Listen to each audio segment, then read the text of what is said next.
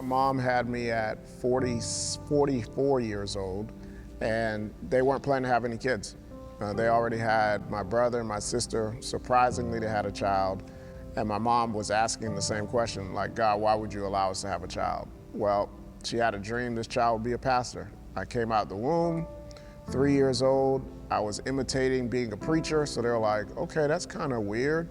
6 years old, 5, 6, I was going to school dressed up as a preacher. People would ask, what do you want to be in school? I would say a pastor. I would come from church on Sunday morning and go in my backyard, set up chairs, and imitate the exact same service I was a part of. My cousin would be the deacon, and I would be the pastor. So my parents obviously knew this kid wants to be a pastor. That was way before pastoring was popular. I remember my 3rd grade teacher said, you need to figure out a real career because pastoring is not going to help you. So she said, you got to pick something else. So I said, I'll be a police officer. But I've always wanted to be a pastor. So that's what I did on the basketball courts. I was always preaching to people while playing ball. So that's kind of, I don't know of any other desire that was in my heart as a child or as a middle school student, but to be a pastor. When I got saved, February 14th, 1995, that's when I got saved. And the only reason why I remember that date is because the pastor Raymond Jasmin told me, we don't know when you got saved, but we need to give you a date so you could remember. Because we've always seen you in the church. We've never seen you come down the aisle and make a proclamation of faith. We know you're saved, but for your own record, this will be the day that you can say you remembered you gave your life to God. February 14, 1995, Valentine's Day. And I was born on Good Friday. So if that doesn't, I mean, come on, man, I was born on Good Friday. So God was like, yeah, I'm gonna show you that this child's gonna be a pastor, and I was born on Good Friday. So if you're watching this, please don't interpret that I'm saying I'm the Messiah. I'm just saying, I was born, I know how folk are.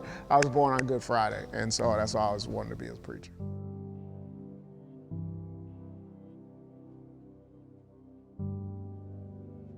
I had a neighbor who was a part of a gang, and at that time I wanted to join the gang because I just wanted to be part of some type of community or protection.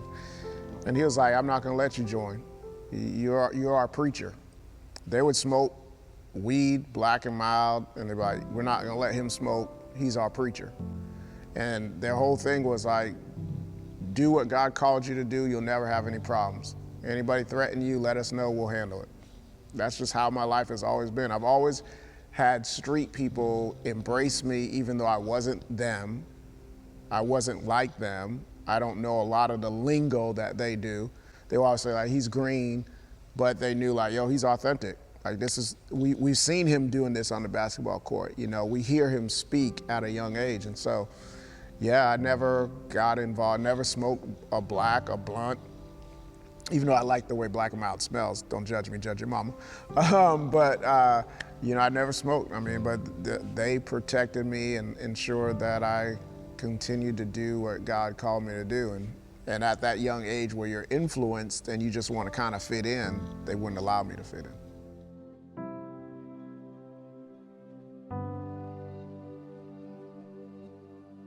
Beantown people, you know, we call it Ka, and you know, everybody down here was like car. You know, up north, we're big on baseball, that type of sports. It wasn't as big down here. Up north, I was going to be a baseball player. Like if I pursued ministry and baseball, I was really good at baseball, had a great path ahead of me for baseball. But yeah, when I came down here, it wasn't as a culture for baseball, so I didn't pick it up. I didn't play. I ended up playing basketball in middle school, Orlando Christian School, probably still in the record books. Me and my dog Bobby Thomas, we were great. And then I got to high school, tried out for the basketball team. I made it to the final cuts, and got beat out by the principal's son. So, happens. I didn't play any high school basketball. I didn't make the 9th grade team, and I just said, forget it. I picked up my Bible more intently and just started really diving into that space and growing in that. I just felt like basketball is something I'm gonna do as a pickup, Not gonna try to play it. Heart was broken. I was done with it. I was a youth leader. I was doing services in Fort Lauderdale, Orlando, West Palm Beach for young Haitians to keep them in the Haitian church. So I was doing that for years, for like 2 years. I had conferences in Fort Lauderdale. I was driving I had a 49 passenger bus, and we drove it to Fort Lauderdale, had over 300 people there, and we were doing a thing called a tribute to the Lord. And some people in this church still remember that. France was there, part of that. Yeah, so it's called a tribute to the Lord. We chartered a bus from Orlando. We had an inner city Bible study in Carver Shores, and we just launched these different revivals, so to speak, in different areas, and people came, and that's how it was. I was doing this at 16, launching 17, launching ministries in different cities and partnering, and yeah, it was pretty interesting.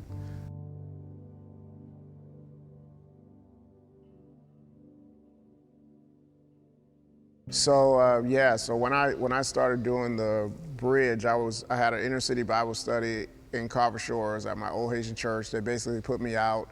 I came there, the doors were locked. I invited Dr. Zach to come speak. He came and spoke, offered me and Andre, now Apostle Andre Williams, a job at that night. Thanks to Pastor Eva, she called him and said, you need to give these young men a job. And he called us and said, hey, let's go to Applebee's in Maitland, offered us a job that night. I was a student, so I would study everybody that I found to be successful in ministry, whether it was Bishop Jakes, at the time Dr. Zachary Timms, at the time, I mean, you name it. I'd study them, I'd study how they communicate, I'd read books on communication, Zig Ziglar, I mean, everything, because I wanted to become better. And so I would spend the time learning their cadence and learning how they communicate and trying to morph it into my own style, which took years to do, but that was one of the big things that I wanted to do. Well, I was a youth minister that was single, so that was always challenging. And then, you know, I was doing youth ministry from 12 years old till 22. So at the age of 12, I had grown-ups in my sphere of influence. And I remember some of the challenges were because you didn't have the experience, people would discount the credibility of the message. And so you had to overcome that. I think because I was so young, I think that's why I was so into education, because I was always used to people saying, you're too young to be qualified to communicate. You don't have enough experience. You don't have enough understanding. You don't have enough life experience to be able to teach people. Yeah, it's cute to hear you, but you don't have enough life experience. And so, yeah, but dealing with a generation that you're their peer, you're among them, but you're not like them, so to speak. You're a little different. I was a dreamer. I always had visions and dreams, and my dreams would happen. I remember having a dream vividly at a young age that, hey, someone in my group, their mom was going to die, and I told the church. They kind of laughed at me, and their mom ended up dying a week later. And so from that moment, people were like, yo, this guy has dreams. So it's kind of weird when you see a person who's a dreamer, and people are like, yo, if he dreams about you, this could happen to you. You know what I'm saying? So that was kind of weird. And I used to ask God, like I don't want to dream because I don't want to be the weird person, but dreams have been my ability to communicate what I believe God is saying to people. And till this day, even sitting in the sanctuary, I had a dream of this place when I was in my 20s. I had never been here, but I knew here. And so when it all happened, I knew it was a circular place. I was preaching, there was youth around me.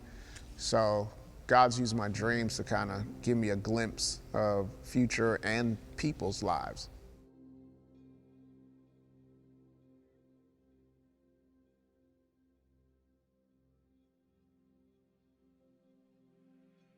Yeah, that was crazy. I was supposed to be a church plant for New Destiny in Atlanta.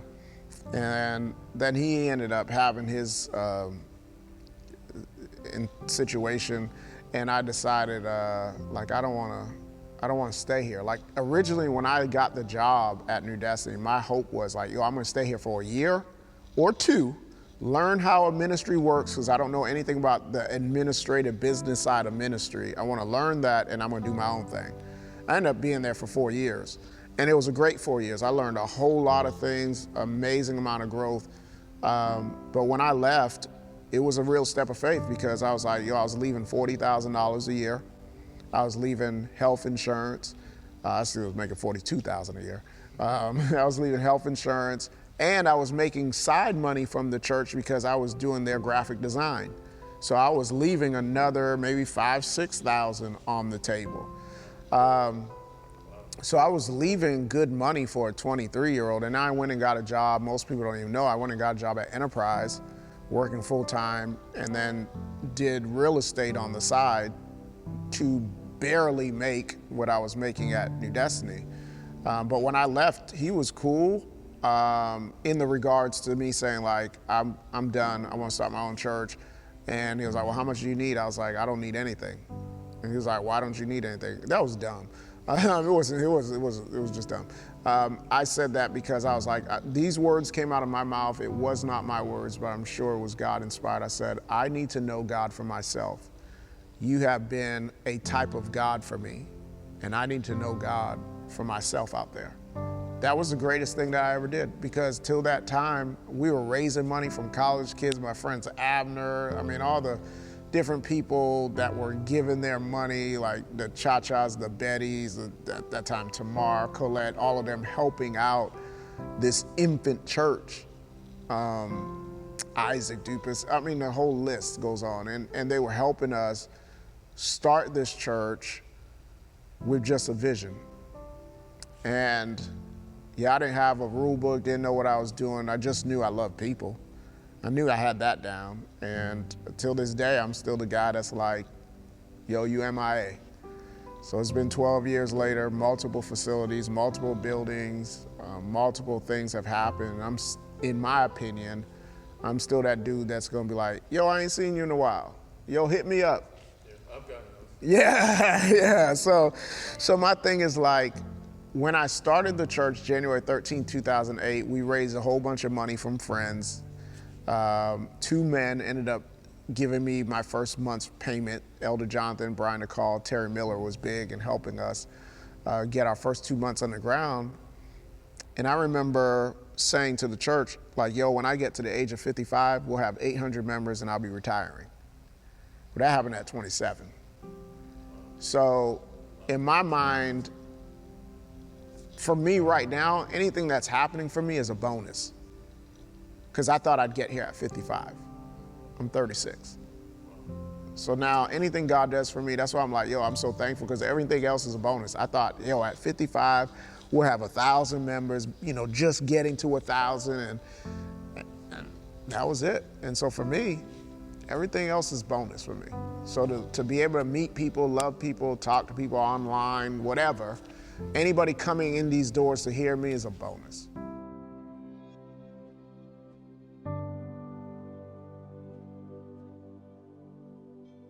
Man, you learn people. Somebody said to me, what would you tell your pastor if you could tell? I would say I apologize, because there's a lot of things that I did not understand that I would throw on them, not understand the weight, the pressure that it takes to lead. Man, if you have 50 people and you take them out to eat, it's hard to figure out what to eat. And you start talking about a church, people have different preferences on music, preferences on preaching, preferences on clothing, preferences on lights, preferences on sound levels. And then you get to the exterior life. If someone gets killed or something happens in the community and they want you to have an answer, and you don't always have an answer, but they want you to have some form of answer, or they want you to figure out the solution to the problem, which, I'm a church, I can't stop crime.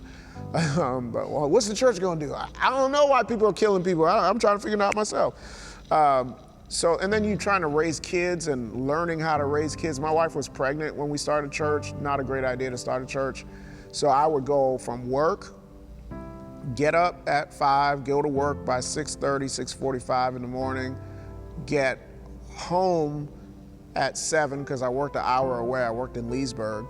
get home at 7, eat a little bit, kiss my wife, see how she's doing, and then run to the church to see the renovations. That's how I was doing it for the first 45 days. And then when we got in, I was doing it a little less, maybe 3 or 4 times a week. Then I would come home, get all the envelopes, and start inputting them myself, because we didn't have anybody to input them, didn't have staff, wasn't big enough. So not necessarily really being there for my wife when we had our first child, because I was focused on trying to get the ministry together. DJ was in the womb. I didn't know how to start a church. I'm doing it. I didn't know how to parent. I'm having the first child in a first church. It was chaos, and being 23 and then having a church that's starting to grow, and you're really still a kid. You're still 23, chop it up how you want, you're still 23. And being invited to different spaces and trying to figure out people so that was probably one of my bigger challenges.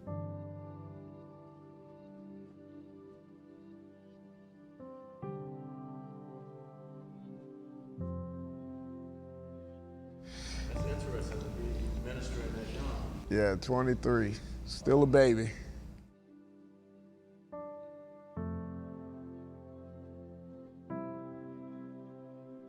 I got the name The Kingdom Church when I was in high school. I had written it down, hoping that no one would incorporate it before I did. 2006, I incorporated the Kingdom Church in 2006. We started in 2008, but it was incorporated in 06, because then I started getting wisdom that, someone could steal that name. So I incorporated it in 2006. So when you look at when TKC was started, it was started in 2006. The vision of the church, man, like I said, at the age of 55, I thought I'd have 1,000 people and that'd be it. So then I was like, okay. One of the things that I learned when I was at New Destiny, I saw a lot of people with gifts and talents that probably should have pastored a church but didn't have the support. So my thing was like, man, if I ever see anybody who I feel is gifted, called, I'm gonna help them start. So that's my thing. I wanna help people as much as I can go where they wanna go. Since God has given me this bonus, for me, it's I wanna help my city in a way that's unique to myself. So I want our church to be the vehicle that advocates and advances things. I want to advocate for people who need housing. I want to advocate, and a lot of people, I want to advocate for business owners. I want to advocate for theological comprehension, because oftentimes in the urban communities, we don't have theology because we don't have the resources to send our people to school so that they can quit their jobs and go get a master's degree and spend all this time in school, which is a whole nother segment, that in order to get into seminary, you have to have a bachelor's degree, and only 15% of the world have a bachelor's degree, and then you subtract that by how many minorities, it gets even smaller. So theological education has been myopic to people of melanin because they try to keep us out. So my thing is to be that center. I always oftentimes say I want to be the largest arm of generosity outside of our government. And that's a high goal. Each and every day we're trying to reach it. We want people to come to TKC and say my life was better because I came here. Are we perfect? No. But the heart of the church, the church, does it have things that could be better? Absolutely. But the heart of the church is definitely for people. I want people to be able to feel man, they love people. They don't love them perfectly, but they love people. They want to see people do well. So giving away cars, giving away down payments, we want that generosity to be man, the love you feel there is an overwhelming love. And we just want that to be the case. I want the dope man to feel it. I want the street boy to feel it. I want the girl that may be a stripper to feel it. Not saying stripping is good, but I'm just saying I want everybody to feel at home. I want the business person to feel yeah, I can relate to him. I want the single person to say, I can relate to that. I want the divorced person to say, I can find healing there. So we want to be all things to all men. We don't just want to be the church that all the church people go to. We want to be the church that's the streets, they respect that church. That's what I want to be known as. That's it. Woo.